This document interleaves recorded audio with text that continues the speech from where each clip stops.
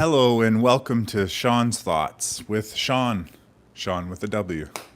I'm delighted to have you here with me today, and as you saw in the description or the title of this particular episode, this episode's all about foods. And when I was walking home today from my morning walk, I was imagining what I could and should talk about, and many different things came through my mind. And I had a lot of ideas, and I feel that the more and more I realize that can and should talk about just whatever it is that I choose to be guided, or not choose to be guided, but I choose to allow the guidance of what does want to come out. And so today I had thought about, well, food. And I even put a question mark when I was preparing the title because I was like, food? Like, food's not interested.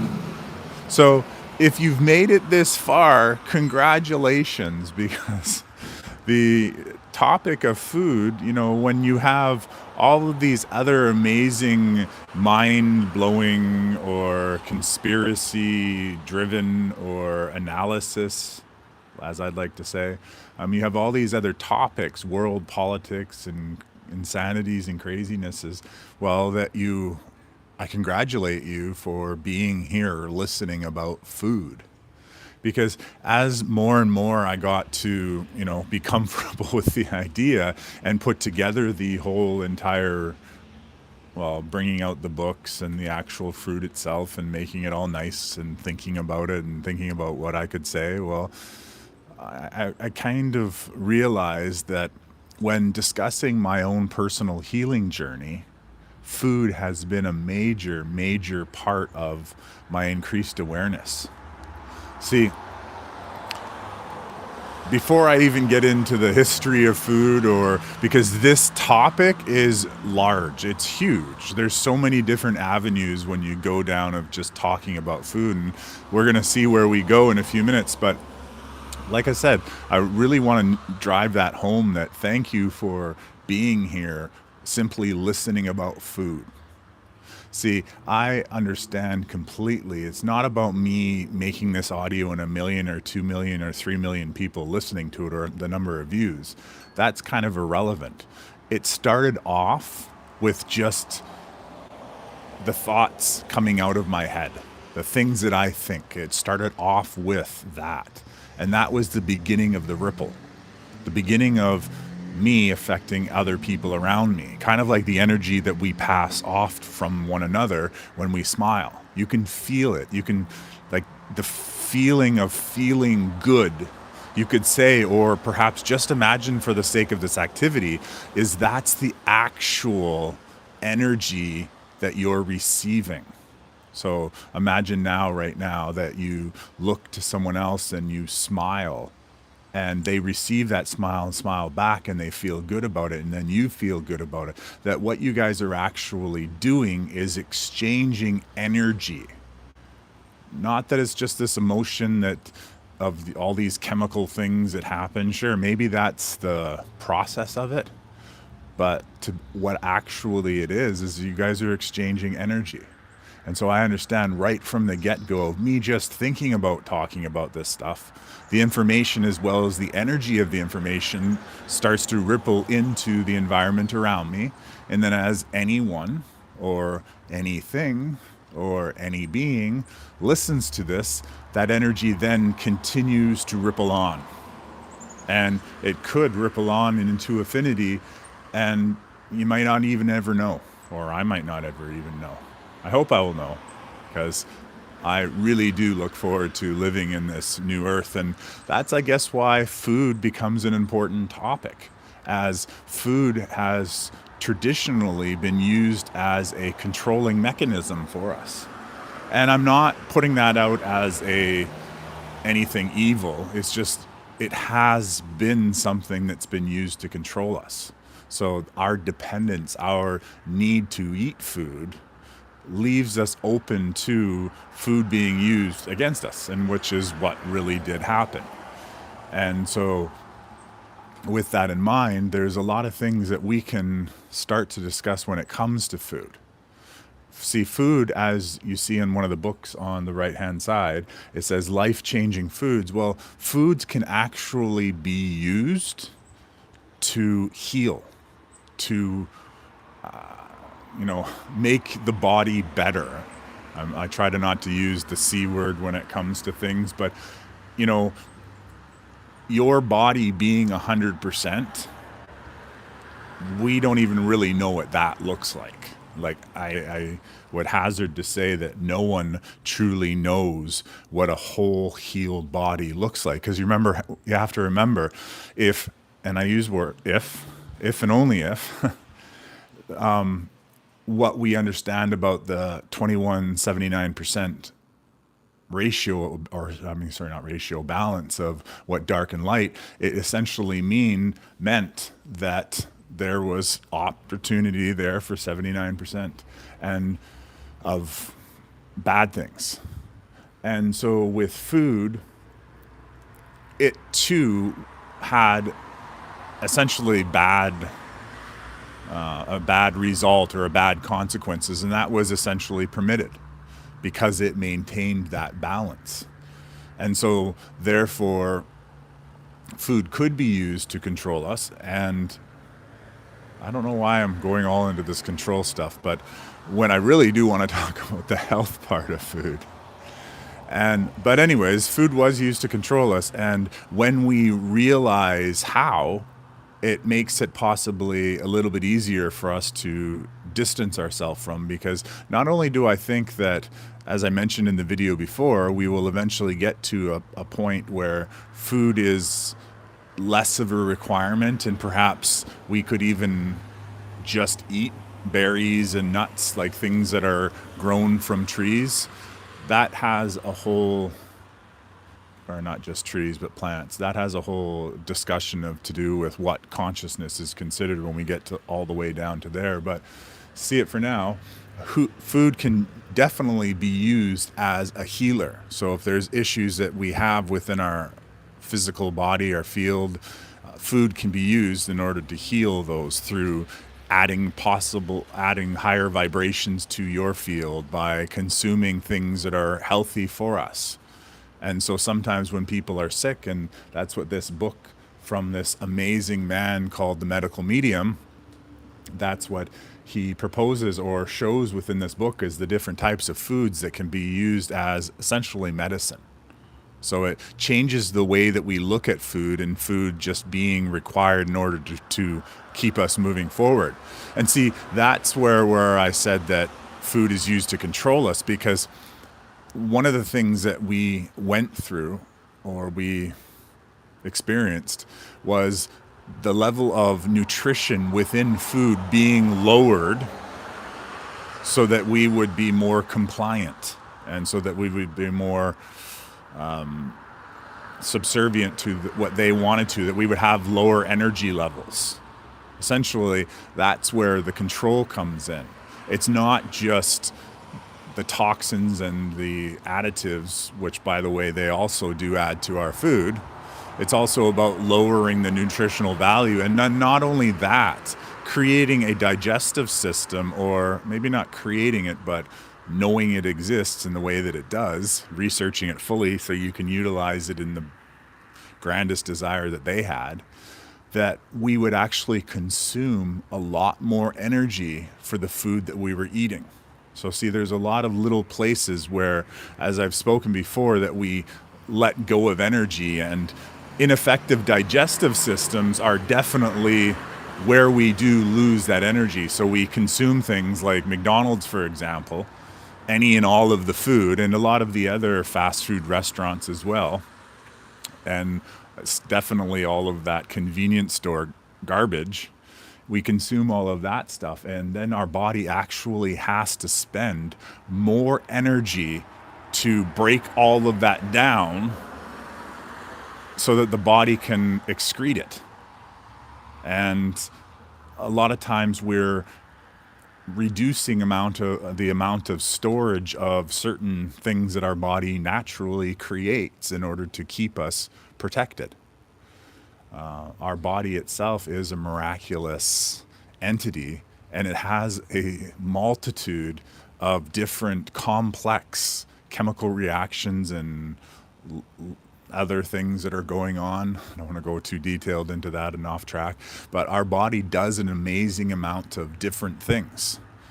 And the important part is to realize, when they said that to be in this world but not of this world, meaning that to exist here but not necessarily to be as affected by what's happening here, is kind of, as I've said often, it's about having that awareness. And when we are aware of the different things that are in our food that cause us to have ill health, and the different things that we can consume that are naturally all around us that can promote good health, we can see that we have a lot more control in our own health and therefore in our own sovereignty. And we're going to move into a world where everyone's contributing because they want to. They want to contribute, not out of fear of repercussion, because I truly do believe when a person is sick, even at the first signs of sickness,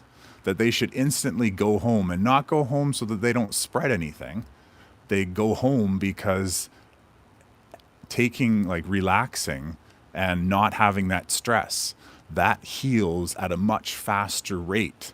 And so when we go to work when we're sick, for example, all we're doing is, of course, leaving it open that we can supposedly, this is how we view it anyways, spread it.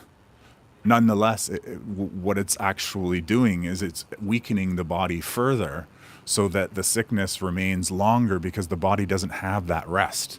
Rest is always the best medicine before taking other medicines. So what now? Back onto the awareness part, because that's a big part and big reason that I wanted to talk about this, is the awareness of the things that they put in our food. So let's go back into history a little bit, and back to the 50s, and when there was a certain type of food that they wanted people to eat, so they put on propaganda, and then they shifted the way that we would view our food.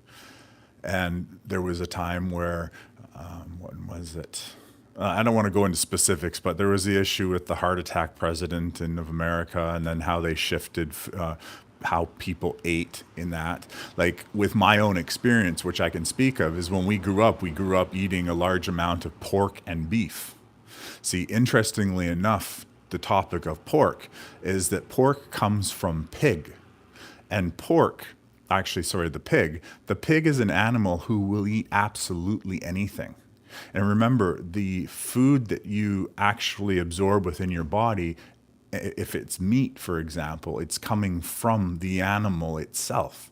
And I've seen researched information and diagrams and descriptions and actually published information where it shows that pork is a very low vibrational food or meat. And that you can imagine, because it's coming from a pig who is eating everything. So it's not an issue to do with the animal. It's that this pig eats absolutely everything. And if you look into gangster mafia movies, there was a show called Deadwood, you'll see that pigs really do eat everything. And so when we eat pork, and keep in mind, I've eaten it, there's no judgment here, we're just talking about the actual food itself. However, when we eat pork, we are consuming that lower vibrational energy. We're bringing that into our system. And see, lower vibrational energies is where there is essentially an opening for lower vibrational energies, therefore, or parasites or whatever, to affect us. So when we're eating that pork, we are actually, and the funny thing is, of course, even as I'm talking about this, and we'll talk about this in a second, knowing things are not good for you, but still doing them because they taste good, I completely understand, because, I keep telling myself this things about pork, and maybe I'm creating this audio just for me to listen to myself, and then I go out and eat it anyways. So, that's kind of like one of our, whether it's a natural habit of a Homo sapien or it's some sort of program that's instilled in us that we just keep doing the things that we know that are not good for us. Well, back to pork. So, pork, it has a lower vibrational energy. And it's interesting how, in a sense, the North American lifestyle has pushed pork in their breakfast menu. Breakfast being one of the most important, I guess you could say, meals after you wake, because you're waking and your body's been, using that energy, and then you're waking, and then you're like filling in the furnace for the day to come. And we were convinced that pork, as you see in many franchises all over the place, like everyone's selling pork for breakfast sausages or pork, like there's definitely a push on that pork into our diet. And so, well, it did give us something to eat in the morning, it shifted a whole entire continent to eat breakfast in a certain way, knowing, and I say this, as I said, this information is published, knowing that pork is not something that we really should be eating. And I don't like to use the word should, but nonetheless. And then we look on to other things such as eggs. Eggs are another thing that have been pushed and for us to eat. And the interesting thing about eggs, I've discovered, and you'll read a lot about this if you choose to look up this medical medium information, is there is something called the Epstein-Barr virus, which is EBV. And this particular virus is, it causes a lot of things in the body to go array. Like there's a lot of connections between this particular virus, which apparently, as per Kim, I believe, she had said it's actually a parasite. And the interesting thing about parasites is that they are artificial. So, well, if you read, or sorry, not read, if you listen to the GIA reports a lot, you'll learn a lot of things about different artificial things. And supposedly this is artificial as well. So anyways, the EBV is responsible for, not responsible, but an indicator of, not an indicator, what's the right word? Let's just go back to responsible. It's partially responsible or fully responsible for an awful lot of different situations the body gets into. And so one of the best, essentially one of the best, because there's a ton of different things that are great against parasites and infections and stuff. One of them is what you're seeing here on the left side of the screen. It's a book specifically about the benefits of celery juice drinking. And this was one of the greatest additions to my own healing journey. Celery juice has so many different positive benefits when it's prepared and drunk properly, or at least as recommended by the medical medium's book. Like a quick talk about the celery juice specifically is drinking 16 to 32 ounces, however many milliliters, but lots of it anyways. Celery juice in the morning on an empty stomach before even brushing your teeth. And the celery juice being cold pressed is preferred because it's therefore not heating up the celery juice, so you're getting the highest impact. And then what you're actually getting is a whole bunch of things called sodium clusters, and they are great at doing a lot of things that help combat against things like the Epstein-Barr virus, as well as many other things, including one of my most interesting or enjoyable ones, honestly, is how it helps cleanse out the actual stomach or the digestive system. So be aware that if you do this properly and you do this for consecutive days, not only are you going to see amazing benefits on so many things, like even your skin, rather than having to take any sort of lotions and such. Just drinking the actual celery juice itself will help, because your skin, which is also another detoxing organism in a sense, or not organism, organ, and it helps get rid of things out the body too. See, the body has a lot of different ways that it can help remove impurities from within it. It's just we've been led to believe that a lot of these things we see, like for instance, a pain or a congestion in the nose, to see those as things that we don't want, when all that's actually happening is we are getting rid of something that our body doesn't want. So even if we're going to ingest all of these beautiful foods, oranges and celery juices and such, we are going to therefore help our body start to cleanse itself. And so therefore things like, for instance, a congested nose, using something that is going to block that congestion from happening, basically is blocking the function of your body of getting rid of whatever it's trying to get rid of. And the more healthier that your body becomes, honestly, what you'll start seeing is that the body starts to react a lot quicker, all the way up until I've personally seen myself eat something, and within like even like just getting up from the table, I start to feel a decongestion in the nose or a little bit in the throat, and it does go away quite quickly, especially if I spit out any type of phlegm that comes into into my mouth, discreetly, of course.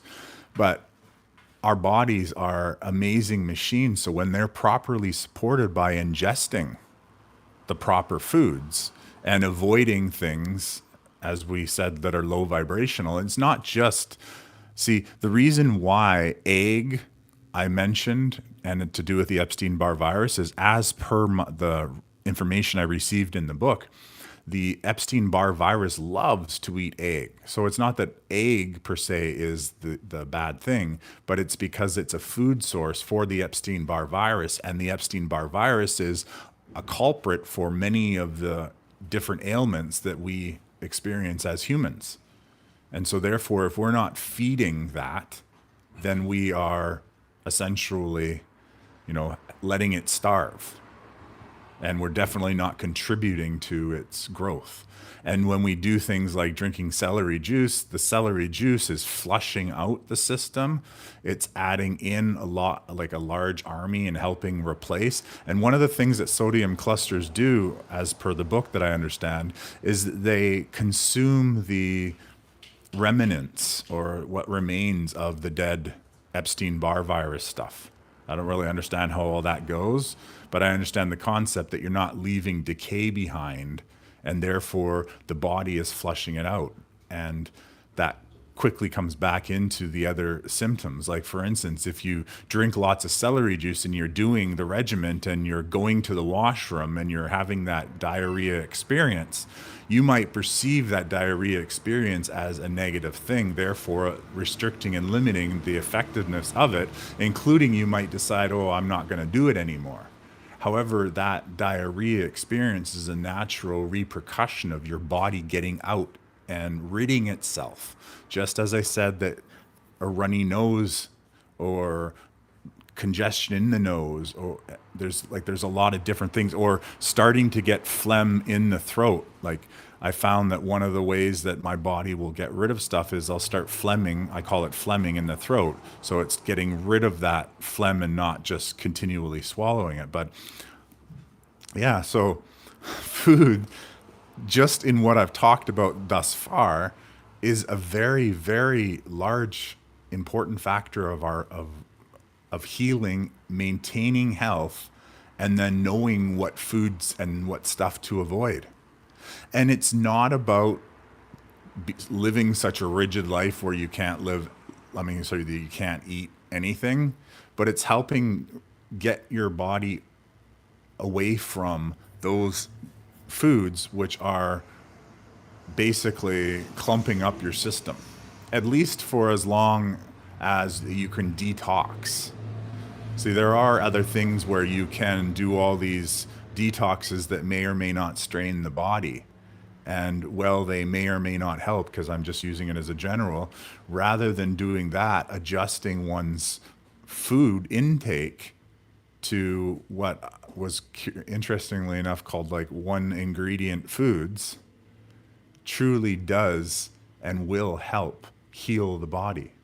Because as Homo sapiens, sovereign Homo sapiens moving forward, it's going to be up to us more often than not to look after ourselves and not rely on going to a walk-in clinic or a doctor like multiple times a week for a lot of different things. Like just taking care of our eating habits, which, by the way, is going to be a lot easier, I believe. I believe as the people that control our food currently, that all that is coming to an end. Not only because you can easily see it out there that there isn't as much current money, their money, to go around so that they can pay for all these programs of, infecting our food and such. The food itself is the pricing of food is going up because there is essentially, in my opinion, less food being produced than there was previously. However, God is here to help us out, and I've personally noticed that there is an abundance of food being produced even on the plants in my own neighborhood. There was this one tree that I've talked about previously, but in the past years, it's never had anything on it. Like I walked by it for almost 2 decades, and this tree had never had anything on it. And then this year, it was just massive amount of pears. Like they were growing, and they were growing so fast that they were just growing and falling off. And there was these acorn trees in the middle of the city, surrounded by a Walmart, and they had created so many acorns. Like they could have fed so many squirrels if they weren't in the middle. And there was like 10 or 12 of these trees and so many acorns that they're all sitting there. Their shells are all cracked. Like they would have fed an army of squirrels and other animals who eat those things. And so nature itself is definitely preparing us for that transition from man-made foods in boxes to an abundance of food that's already coming. There's other reports about things being growing bigger. Actually, not just reports, I've seen it myself as well. Like just these monstrous sized, naturally grown things, or flowers going off the charts, how they're growing, not just the radiation ones they use, but the radiation like for growing, but just in the natural world themselves. And anyways, so God's definitely helping us on that front, but being aware of it, especially in this transitional period, would definitely help us. I've seen an awful lot of people sick and in the clinics waiting in lines and such. And it's not just for all the normal stuff. A lot of that stuff is simply we aren't aware. For instance, there's something called high fructose corn syrup. That's a artificially created sugar. It was made by some scientist in the 1970s, and they have basically put it in all of the, not all, but a large amount of these foods that we eat. And this sugar definitely, it gives you that quick boost, but then that's where the crash comes in. A lot of people have this idea that a natural sugar that's coming from a fruit is an issue, like that. Oh, we can't eat a whole bunch of these sweet things or like these bananas because that's a lot of sugar. Well, that's a natural sugar, and so the chemical composition of that, or maybe even better said, the energetic composition of that is going to be so much better for the body than that fake sugar and that lower vibrational synthetic artificial creation from the 1970s, high fructose corn syrup. It's going to be a lot better than that. And so the amount that you can eat. Now, keep in mind, the body requires sugar. It requires sugar because sugar is the energy. So for example, if you don't give your cell phone any energy, it don't work. It doesn't work. But don't work sounded kind of cooler at the time, but it doesn't work. And so you need to feed your body. So starving your body for sugar seems kind of insane, honestly. I hope you agree with me. Like your car needs fuel if you want it to drive, and you choose to put in fuel and you don't put in something that's not fuel. And so sugar isn't something that we should be hiding or running from, just as fat isn't something we should be hiding and running from. It's certain types of fat that are not healthy, like those ones that they put in the deep fryers when they're frying the McDonald's or the even the New York fries or whatever, when they're putting stuff into those deep fryers. That's generally the oils that we're trying to get away from.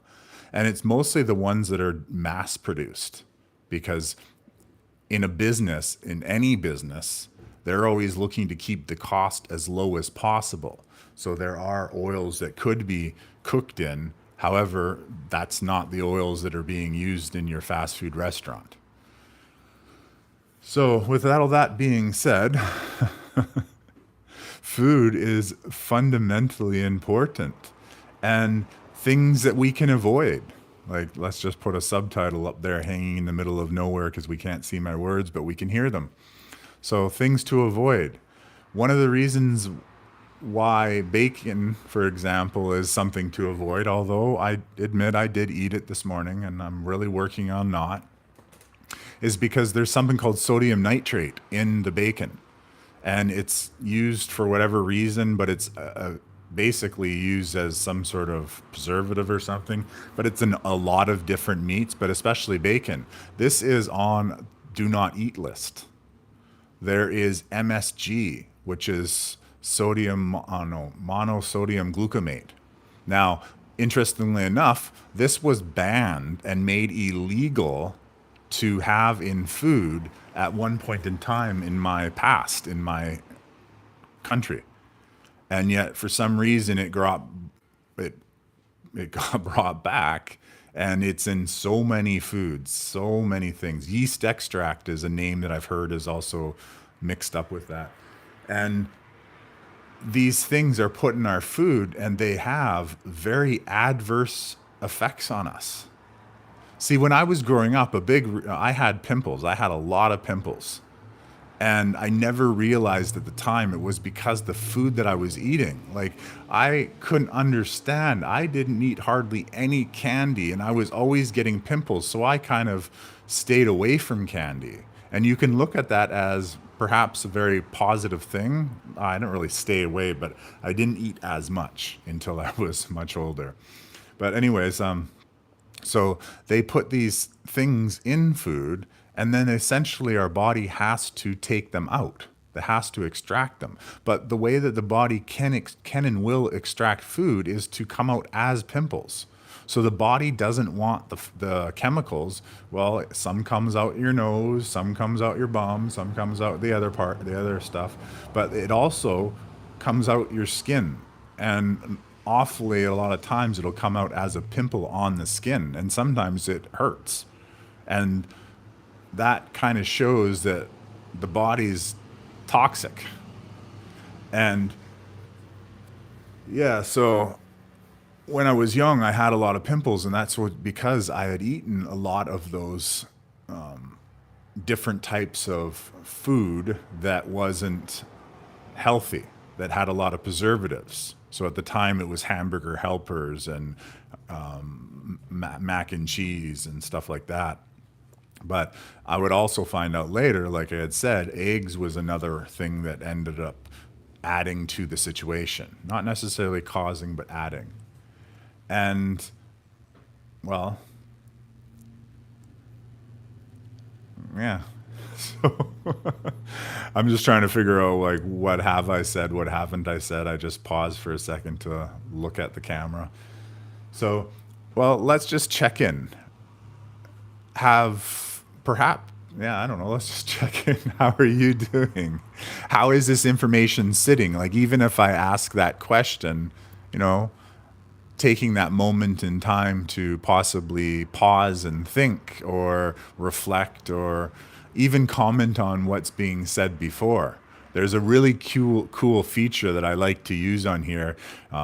In the comment, if on the right hand side, if you click on that little thing that kind of looks like, I don't know what it looks like, but anyways, right on the right side of the comment thing, you can actually add in the time of the comment being left. And then I've also seen it so that when there's a lot of comments, that it'll scroll through as other people are watching the video to that particular comment that you left about that time, and then that can cause, or not cause, but ripple more of the information out.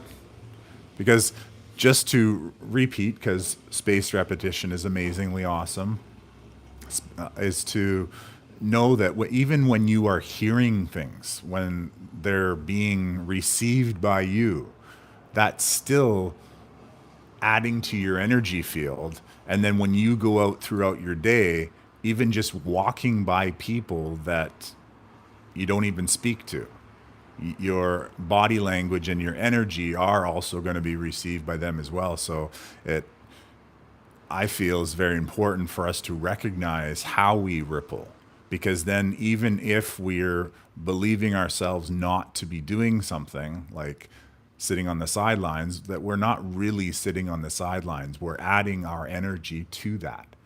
And so, like I said, when I questioned myself of like, why would I talk about food?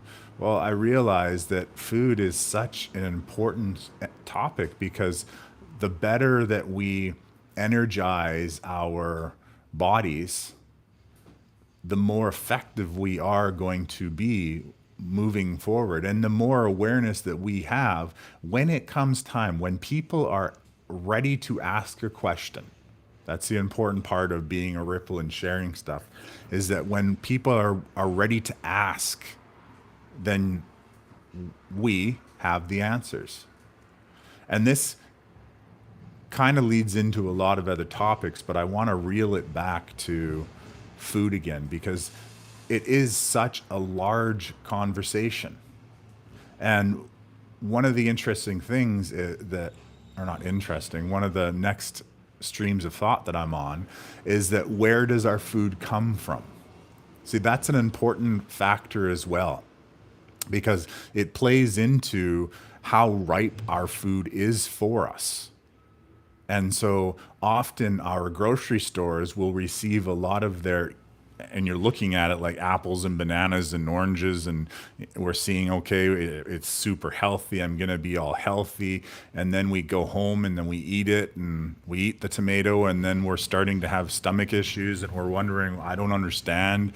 I chose everything that was healthy. I got away from all the packaged foods that had like 100 and 200, 300 ingredients on them, and I got down to individually based foods. Well, little did we know that as part of that control system and the capitalistic system that we lived in, their desire was always to make as much profit as possible. And so different techniques like cutting things off the plant before they were ripe, so that they could be shipped across the world. And then when they got there, they may or may not be spoiled and may or may not be properly ripe, but they put them out in the market anyways. And then they have a whole system where certain places get the different grades of the food. So your higher end grocery stores, who are going to charge more, that they're getting the better stuff. And then your lower end grocery stores, or even sometimes farmers markets, I feel, they're getting the less fresh stuff, so they're selling it at a less price. Nonetheless, all of the food itself, in a sense, has come from the same set of production lines. And they have, as I said, there's a technique of cutting things before they're even ripe. And they have different chemicals that they can spray on the food to help ripen it up. And the challenge of this, and why I'm bringing this up, is because the food itself, even this, or even an organic food, the food itself has mechanisms built into how it operates to encourage and discourage being eaten. And what I mean by that is it release they have chemicals. I forgot the names of them, but doctors, I think Steve Gundry talks about it. But they actually have different chemicals that are in the food that discourage, like, say for instance, the wild animals from eating it. It gives them a bellyache, so that they won't eat it. And it's usually like visual when the plant is not ripe, and that's usually when it's green. Green is usually an indicator to say, okay, it's not time to eat this.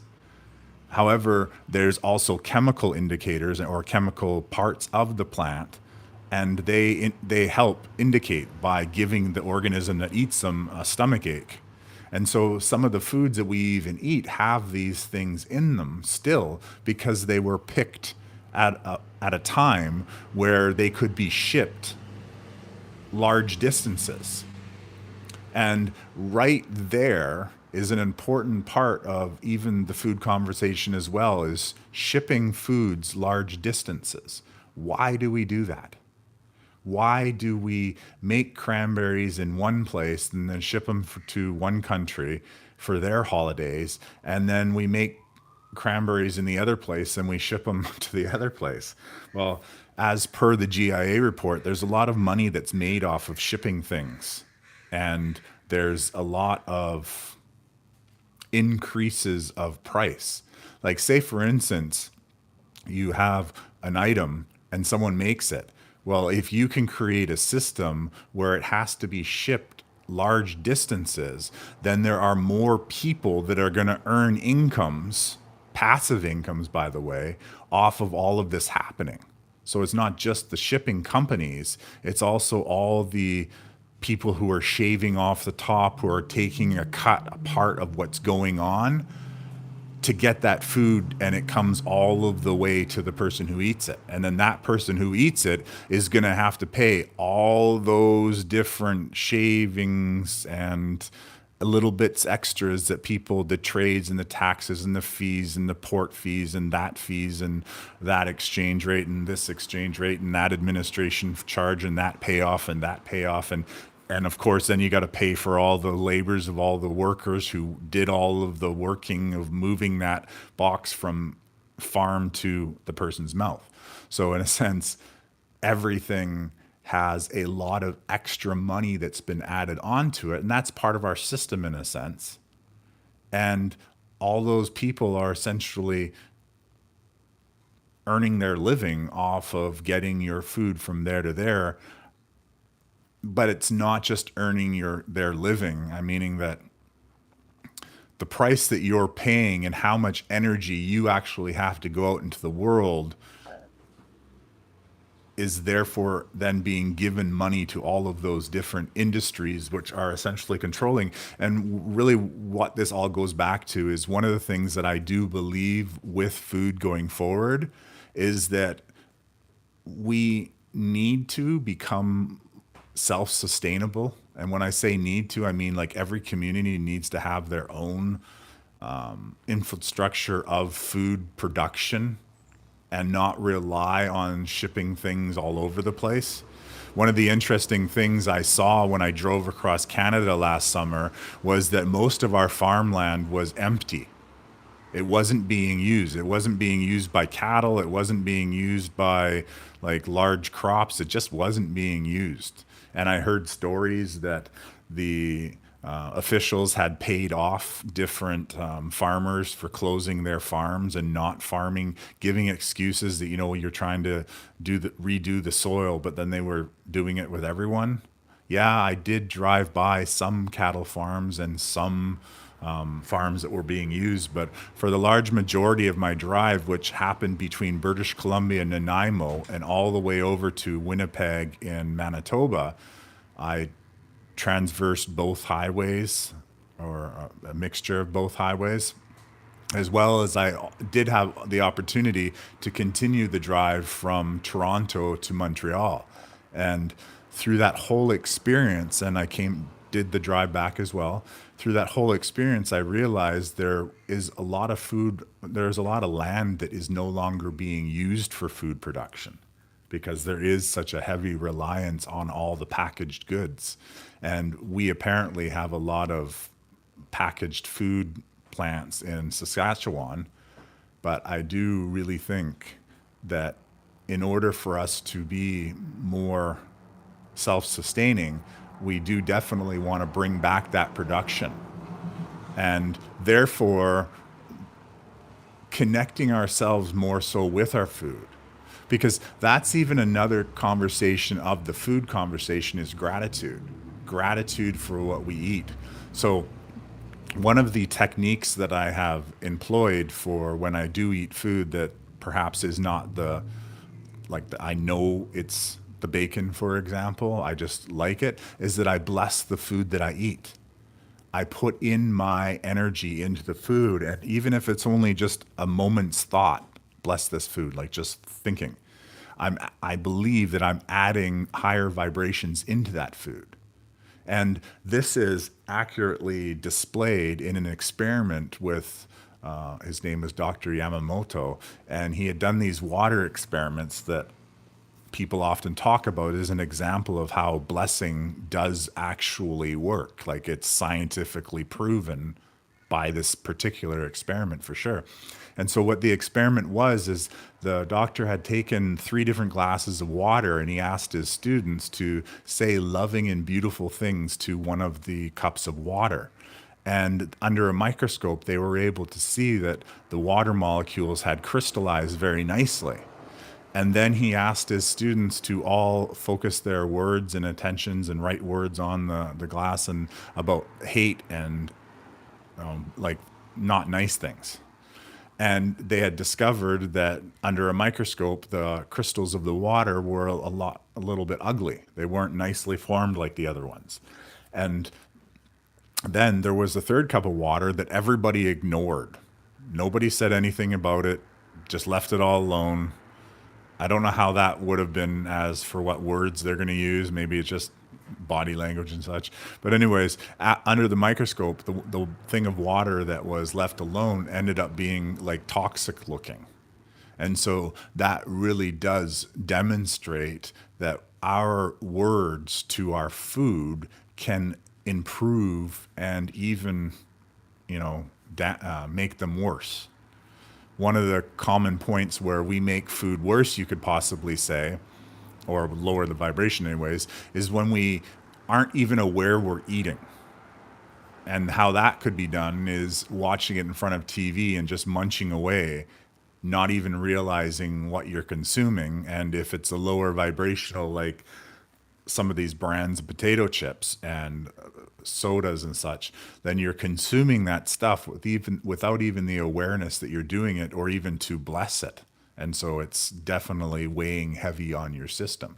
But you can even eat a most amazing meal of healthy stuff and eat it in front of the TV while watching, and your mind is really concentrating on what you're doing and therefore not on the food. And so therefore you may even be losing out on the benefits. Now, I want to stop right here and say that the information that I'm sharing with you are, first of all, things that I've experienced, but they're not a to-do list. They're not a, I have to do all this and write down notes and I'm going to follow and I'm going to do all this stuff. It's just to simply be aware. Like one of the activities that I've become, and I'm just as a side note, one of the activities that I've become aware of is aware of when my brain is in theta recently. Kimberly Gogan talked about it on one of her reports as that being a very important time when the brain is in theta, and that it has something to do with just before we go to sleep and just before we wake up, that our brain is there. So often in the last week or so, when I awaken, I immediately go to remembering, okay, this is that time. And so see, I may or may not being effective in what I'm doing right now, but I'm beginning to create that awareness of that particular topic. And so that's kind of like what this video is about, is it's creating an awareness of the topic. Now, you may choose to go out and buy one of these or download. The Audible has them as well on their things, and the author Anthony, I believe he's doing his own readings, but he reads the book for you. Or these textbooks, you might have a specific situation, or you may choose to go on some other path that was what's inspired or as a result of this, or you may disregard it completely and come up with it later. The important part is that you know that it is out there. So anyways, yeah, I don't know where I went off. Sometimes I wish I could be reading from a script, but I don't actually read from a script. I just say what comes to my mind and just talk, which I guess could sound like rambling at times, but I think there's a point for everything. And definitely with the topic of food is definitely, yeah, it's definitely important because what we eat, what we consume, what we do, and that's not just when I say consume the food, it's also the ideas that are put in front of us through TV screens and such. What we consume is so important. It truly affects us. And consuming foods, for example, that are taking away more energy than they're giving, that's important to recognize. Or eating foods that seem to keep you burping. Like, the way I've seen it is if the body needs to belch to get rid of the food, then there's something in that food that perhaps the body didn't like. And then if we were to be more in harmony with the body, not giving it what it doesn't like, then, our health is going to be better. And then we're going to go to the doctors less. We're going to need less of what they have to give us. We're going to have to pay less to the medical system for insurances and medicines and such. We're going to have more money to keep, or more currency or energy to maintain within ourselves. We won't be leaking that away. And then we're going to have to spend less time to make that money to pay for that insurance, or less time wasted going to the doctor to say, hey, what's wrong with me? Because we took more control. And then on top of it, we're going to be spending less money on the food itself if we're buying food, for instance, that's more made locally. So if we become conscious and say, well, no, did this come from inside the province?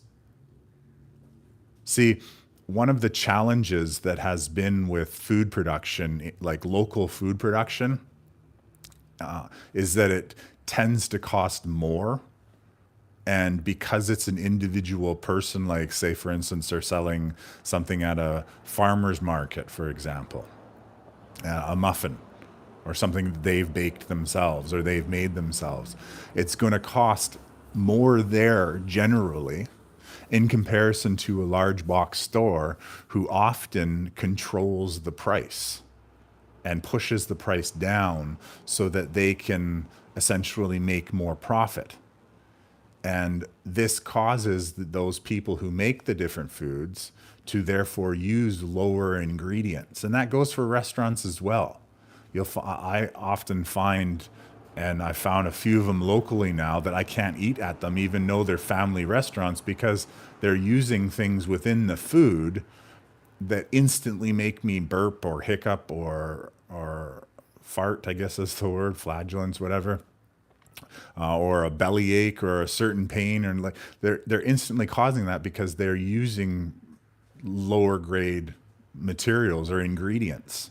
So even though they're not those big franchises, they're still now succumbing to that. And in a sense, I guess you could say that's going to happen more and more as we stop having all of those manufactured ingredients that these restaurants use, that will get into creating streams of restaurants and production where we're eating less ingredient foods, perhaps all the way down to the one ingredient food. One of the cool ideas I had when it comes to food is to create a business where You have a cafeteria style like restaurant, or maybe even a normal restaurant for the higher ones, or anyways, a multitude of them.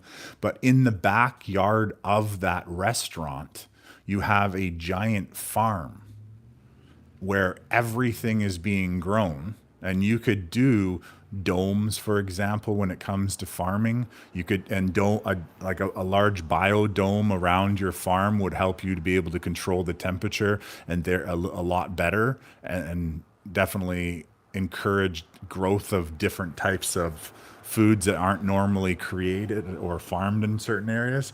But this restaurant could be connected to a large farm of different fresh growing produce, or fruits and vegetables while we eat them, and nuts and berries and all this lovely stuff, and create a system that whatever was available for that restaurant to put on a plate, and however they decide to creatively put that into a dish, that could be advertised on a mobile app. And so the idea is that if you wanted to come to that restaurant to eat, you would order in advance and they would freshly pick it off of the farm. And because you were ordering in advance, you knew what time you were going to get there, and you would arrive as they brought the food to the table. So it would basically be a restaurant that served from farm to table. And the dishes could be created by very creative artists who were just going to take natural ingredients and put them together to make them taste amazing. And they would be at their peak point of their ripeness and their freshness, giving us the most valuable amount of ingredients or energies that are coming from that. And like I said, that really does work until we move into a time perhaps where we are a little more choosing about what we choose to consume. See, there is when we get into the idea of food, well, food you could kind of consider as in energy that you can consume. And one of the energies that you can consume is the sun, in my opinion, anyways. And I've done some research that there has been people that have stepped away from actually ingesting food for periods of time. I met this one man who had actually done it for quite a bit, and he claims that he got a lot of satisfaction from cooking. So he would cook the food for families and friends and such and places he was staying, but he, for a long time, didn't consume the food. And there are other people called sun gazers, I think, that they believe that if they stare at the sun, that they're receiving the energy that they do need, which in a sense does make sense with the idea or under the understanding that we are energy. And so therefore we are the same as what the energy of the sun comes off. So perhaps our eyes are some sort of entry point. Not that I'm recommending to do that, just making people aware that there are other ways of living. And I often sometimes wonder if the digestive system was given to us, or perhaps given to us by God, but then hacked to control us by something else in between. That rather than our digestive system allowing us to ingest something to experience it, as I feel that that's what food should be. Food should be an experience, not a maintenance requirement. And so I feel somewhere along the lines, perhaps we were hacked in order to make that a reality, that we had to, like, that we needed food. And if we didn't have it, we were going to perish, and it kind of disconnecting us from other sources of our energy. So I truly would love, as I mentioned in one of my audios before, I would truly, absolutely love if we can get to a place where we chose to eat because we wanted to have that experience, and that we were able to get to a place where we weren't eating any other life. One of my understandings is that most vegetables that we're eating are life, and that everything is life, and that every piece of life in a sense has some sort of consciousness. So it's not just the humans that have consciousness. It's already been proven that like dolphins have consciousness, and there's a lot of other animals like octopus are amazingly smart, like amazingly smart creatures. There's this former NASA person who on YouTube, forgot his name off the top of my head. He has this whole series of videos, and he showed us how the octopuses were just like amazing problem solvers, and you know, there's a lot of different ocean life that seems to have, like the dolphins, an amazing consciousness, whales, and you see this actually indicated in the movie Avatar 2, where the whales of that area, that they're like, you know, they're part of the web of life. And so when it comes back all to the talking about vegetables, that vegetables themselves are also life themselves. And that even a potato, for example, the potato is the part of the plant that lives underground. And yes, the potato plant creates the potato. However, the potato is the food source for that plant. And so is the carrot. The carrot is, in a sense, the food source for that plant. And we're eating it halfway through its life cycle. So we're still consuming life. And well, that's the way that, you know, some people will say, well, that's the way that God created us. Well, you know, we're learning right now that a lot of things that we thought or we took for granted, that that's the way that God did it, or that's the way it's supposed to be. Like, we're learning to question that stuff now. And, you know, for my whole journey with food, I've learned to question, like, what foods do I feel good eating? And I definitely would love to see the nuts and the berries, because to me those are generally associated with seeds, and that a lot of plants, even in the natural observations by natural scientists and stuff, they see that seeds are put in things in order to help perpetuate the living cycle of that plant. So that plant will give off a whole bunch of seeds and its berries and such, and then the bears will come and then they'll eat the berries because they know that they're ripe now and they're great and they're perfect timing for that energy to thus to be transported when the bear goes to the washroom somewhere else. And so I definitely see that we could have the experience of eating all of that stuff, the berries and the fruits and such, and the nuts, and then participating. Like, when I was growing up, I was told that you needed to have meat. You had to have meat. That was like, you had to, because meat had certain proteins, and you only got those proteins from meats, and that was the only way you could do it.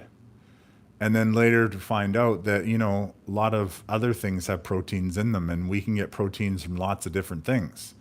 And, you know, then you learn about like things like, what's those things called? The telomeres, and glutathione and N-acetylcysteine, and, you know, different things within the body that the body makes. And, you know, there's only a limited amount that the body can create naturally based on what the body expected the world to like to do. And then we find out that our foods are basically causing us to limit a lot of that stuff. And one of the particular things that is important in the body, supposedly, from my understanding, is something called glutathione. And glutathione is this master antioxidant, and it's very important for maintaining the health of the body. But when we get to the age of somewhere in our mid 20s, due to all the toxins that our body, all the pimples we've had, all the potato chips and the soda pops and the chemtrails in the air and all the stuff that we've had to put our bodies through, that the amount of glutathione in our body is very, very low. And therefore our body has to basically start robbing Peter to pay Paul. And what that means is taking from one place as opposed to another. So it opens us up to, and it makes us susceptible to other pathogens and other things that could possibly make us ill. It can even lower our immune system so that someone could possibly even do a psychic attack. And so examining or watching our bodies after we've eaten something and being aware of it and making note of it and then trying to possibly avoid those foods definitely strengthens our body and definitely prepares us, especially to move away from the essentially the addictive foods. See, because that's another way that they had controlled us is they put additives into our food that made us want to continue eating the food. So they not only worked to perfect the textures and the taste and such, they also put ingredients in there that made you want to revisit that food as much and as many times as possible and to essentially satiate your mind. I've come to understand one of the addictive properties of the fake sugar that they created was that it gave you a satisfaction hit in the brain just as some other drugs did. And just like a drug, when you got that satisfaction fulfilled on some of them, I'm not specifying names or no, and you can go to your own research for that, that the body then wanted that more, and so therefore it would do it's basically an addiction. So part of this high fructose corn syrup is it turns us into an addiction. And keeping a couple things in mind, when you see all of those Halloween candies, all of them, every single one of them, underline all, they're all essentially poison. And I'm happy just to say that out loud, and I trust who needs to hear that will hear that. And although I have eaten them, and my son has eaten them, and they're not, first of all, the same candy that we had when we were kids. That's, first of all, I believe. But more importantly, it's back to what I was saying before about being aware that it is. And slowly and definitely I have done this. In my late 20s, when in my sleeping time, I was eating like giant plastic tubs of this candy on game night with the family. And yeah, so I've, and then as a child, I ate a lot of candy too. So I'm more speaking as a recovering candy addict that all of that candy is essentially poison. It has all this different colors that in some countries are banned, like we have in our colored candy. They use these different chemicals. And if you read about them, you'll find in some countries have actually been able to ban them because they are very toxic to our body. And yeah, like I said, there's just so much to talk about when it comes to food itself because it's the food we eat that's good for us. That improves our life. It's the food that we eat that helps detoxify us and help cleanse us and heal us. It's the food that we eat that, continues on harming us, even though it fulfills us. So we get the intake, we get the energy so we can go out and do the stuff that we need to do to pay for the food. And then we have to pay to get it all out. It affects our sleep if it's the wrong type of food. So for instance, things like caffeine. Caffeine is something that we bring into our body, and it's first of all a diuretic. So it helps, or it doesn't help, but it promotes dehydration. And so therefore, if you're drinking a lot of it, well, you need to balance that with water intake. And then the water itself needs to be cleansed itself as well, because there is a lot of things that you would prefer not to drink when it comes to, for instance, the tap water or the pool water. And pool water being chlorine, and a lot of the tap water actually smells, and sometimes as if it is pool water. So filtering out the stuff is also very important.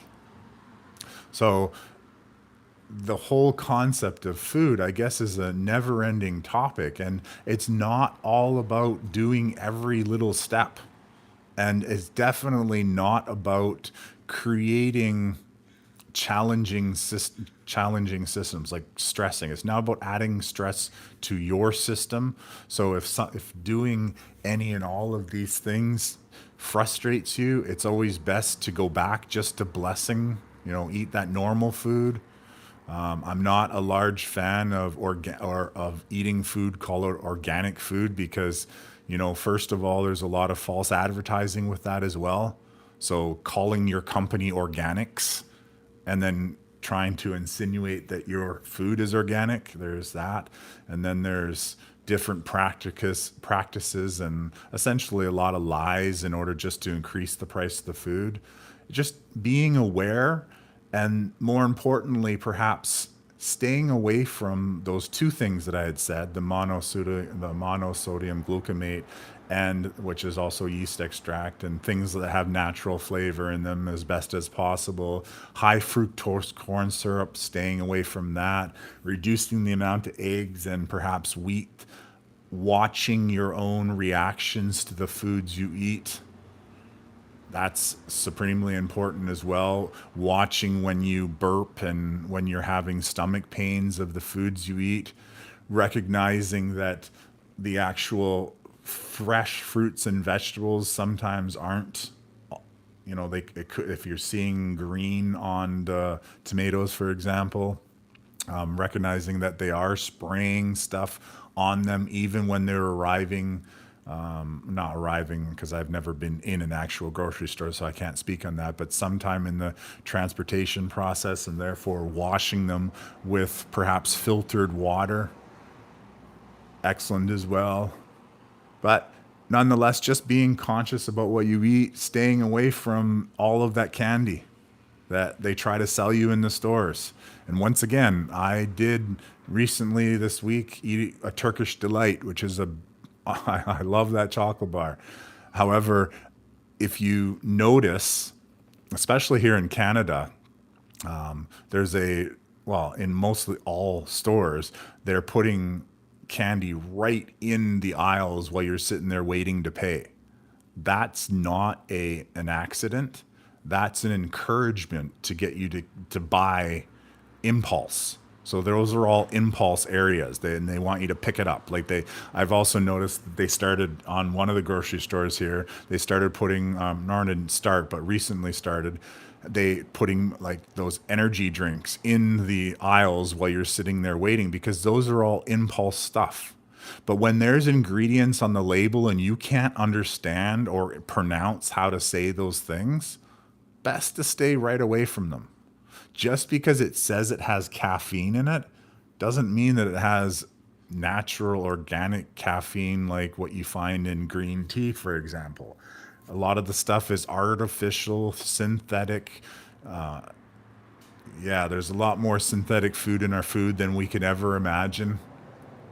One of the things that I was blown away when I first discovered was I used to buy these boxes of chicken, frozen chicken pieces and breasts, and I thought, okay, I'm doing awesome. I'm doing real great. I'm eating just that, and I'm cooking myself. And then I find out, well, it's not even fully real, just chicken. Then there's a certain amount of protein, and I started looking at the protein percentage, and then I started looking at all the ingredients, and then I learned about 3D printing. And so, it's all about being aware, yes, but then I stopped buying that frozen chicken.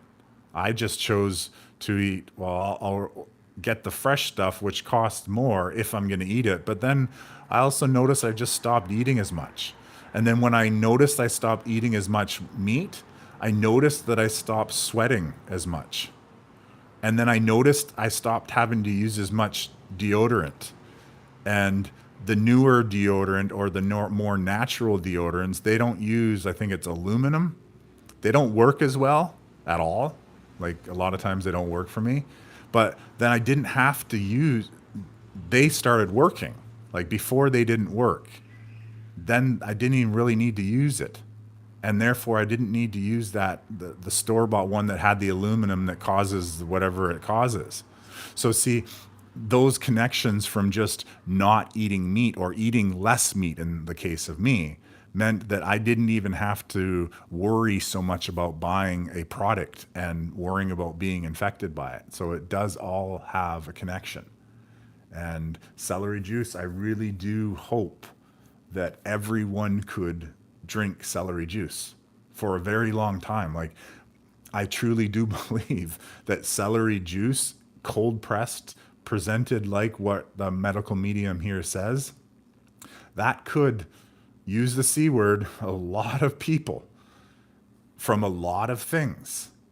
And well, the taste might not be the best. Like, I'll maybe I did a report for United News Network one time on celery juice, and I want to do another field messenger report on it, down to like a lot of details and such. Because once again, awareness supported by facts and experience from others can definitely support one's own experience. Celery juice is a phenomenal way to get your whole entire body, your whole entire ecosystem within your body into alignment with God, with nature, with great health, with healing. And so, yeah, I hope you have an opportunity to look into these books. Definitely the celery juice one, if you want to change your entire health. It just essentially requires constant stepping right back up and doing again. Not worrying about that, oh no, I ate that donut, or oh no, I had that stomach ache yesterday. Every day, just getting up and seeing this day as a new opportunity to get it right again, or just do better. Like, success is always done in just do better than whatever. Release expectation of how things are going to be and just do better. And then eventually we get to a place where it feels great. And then if we just continue doing better, it's going to feel even better. And then if we slip up and go the wrong direction and do that thing which we knew, it didn't make us feel better, it gave us the bellyache, the next day, get back up and we do better. And not to be so judgmental about what we eat, not to count calories or such. That's another thing, is a calorie is basically a unit, like it's a way to measure energy. That's what it is. I don't know how, honestly, I'm not truly really at this point in time understand how putting calories on the all of the different foods you ate on the menus to either encourage or discourage or try to tell you how much of food you should be eating. Because a calorie is, if you were to burn something or to figure out how much energy came from something. So when I was in high school, we would do chemistry calculations that if we were to do a chemical reaction, how much energy would be created, or would it need to be consumed in order for that chemical reaction to happen. And so trying to worry about counting calories is unimportant because, well, it's not a real effective way to tell how much food you should be eating. It's like if the Happy Meal is 2,000 calories or whatever it is, well, that's not all the food you can eat for the whole day. And it really does go to show of the value. If something's giving you 2,000 calories, but it's making you not feel well, then, it doesn't matter. So I guess I'm going to leave it at that. My throat's getting a little sore. I didn't really drink any water, which I should have. By the way, when we come to food, water is so important. So important. And another thing on food that I want to put in there is teas, and that's because teas, when they're created from herbal stuff, like from dried grasses or even dandelions, you can dry out dandelions or boil dandelion. Often you'll find a lot of dandelions, and those are the little yellow flowers growing. Well, you can take some of those and boil them, and they're really good for helping detox. And so it's another example of herbs and such. And oh, by the way, celery is a herb, not a vegetable. And that'll play an important part in my celery juice video in the future. So yeah, definitely look to trying to be aware of what you're eating. And one of the best pieces of advice that come to memory all the time when I think about what am I wanting or what am I willing to eat at this point in time is what Greg Braden had said in his talks and in his books, that it's simply to make the best choice of the food that is there and the food that is available, and to always just simply make that choice. And when, as I said, when you do decide you want to eat something, even though you know it's going to cause discomfort in some way, to bless the food with love, with understanding, and then to be appreciative of it. And don't like dismiss that you did it, or don't try to cover up. Like I talked before in the Santa Claus video that I just recently republished about white lies, and it's the lies that we tell ourselves too. It's not just the white lies that we tell each other, it's the lies that we tell ourselves. So justifying, for example, of why we're going to eat something, as opposed to recognizing that what it has done in the past, letting that go because that's not in the now, and then just being accepting of the consequences that could possibly happen. You never know, maybe they won't happen this time. So I hope you enjoyed listening to me. I enjoyed sharing with you. I do truly feel aligned when I'm sharing a lot of this information, because I've spent thousands of hours now learning about so many different things. This whole healing process when it comes to food has been an ongoing epic that started back in 2010. And one day I'll share that with you and how that all started. But I've truly been on a long road in order to find out, in this Western world we live in this world of fast food and go, go, go, go, that I've lived through, that I've stepped through, that I've broken away from. I've learned a lot of different things. And really, I think if we can all start sharing more and receiving the information that others have experienced, and of course having our own experience as well, but utilizing and sharing that, like the 100 monkey effect, we can perhaps start affecting other people that aren't even per se on our own island. And together we can, charge into a brand new future where we're not going to be limited by what's on our plate in front of us. Because it does. If I want to leave you with this last little part, the food that sits on our plate in front of us affects everything to do in our life, like including our dreams. Because if every day our body's having to fight with the same intolerances over and over again, then it's limiting something else in our life. It could, like the food we eat could be limiting our ability to get a promotion. Like, just think about how that could happen. How could the food we eat affect our getting a promotion? And getting a promotion could affect, therefore, our dream that we want to do.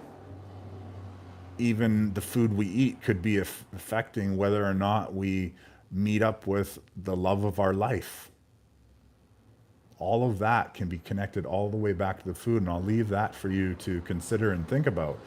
And yeah, because I truly do believe for us to move forward, we all have to do better. And that includes me, that includes everyone. I think if we all do better, that means we're all moving forward in a direction that would be more preferable for all of us. And if we can all move in some fashion together, and I mean all as in all of us Homo sapiens, and humans if they choose to, or God chooses them to come with us. Not with us, but I mean like move forward. If we're all going to move forward in that direction, then we could all benefit. But anyways, thank you so much for sharing your time with me. And I hope you have an opportunity to look at these books and to go out and eat some fruit. I know I'm going to go eat one of these oranges. I imagine it, if it was a cartoon version, they'd all be looking at me like wondering which one. But anyways, thank you so much for sharing your attention with me. Thank you for so much for choosing to listen to a video about food. And I highly recommend that if share any and all of my videos. I truly appreciate that. That'll help the ripple. It also, even if they only get shared and never clicked on, at least YouTube sees the more sharing happening. Um, yeah, I appreciate it. Thank you so much. Have a wonderful day, and I love you so much. And I hope that we can all reunite in love very soon, and we'll all eat some beautiful food. Thank you.